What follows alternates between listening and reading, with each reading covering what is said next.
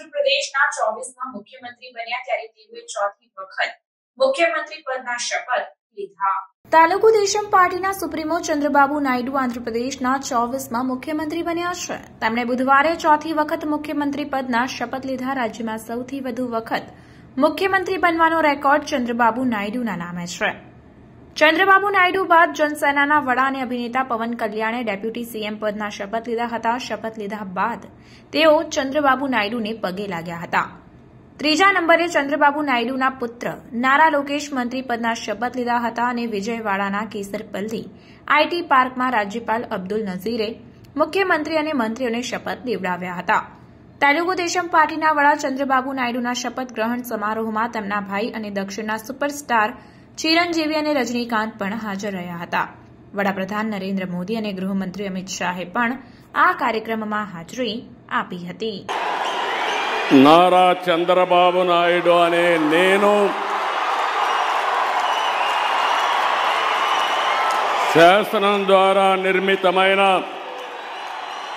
భారత రాజ్యాంగం పట్ల నిజమైన విశ్వాసం విధేయత చూపుతానని భారతదేశ సార్వభౌమాధికారాన్ని సమగ్రతను కాపాడుతానని ఆంధ్రప్రదేశ్ రాష్ట్ర ముఖ్యమంత్రిగా నా కర్తవ్యాలను శ్రద్ధతో అంతఃకరణ శుద్ధితో నిర్వహిస్తానని భయం గాని పక్షపాతం గాని రాగద్వేషాలు గాని లేకుండా రాజ్యాంగాన్ని శాసనాలను అనుసరించి ప్రజలందరికీ న్యాయం చేకూరుస్తానని దైవ సాక్షిగా ప్రమాణం చేస్తున్నాను। నేను నారా చంద్రబాబు నాయుడు అనే నేను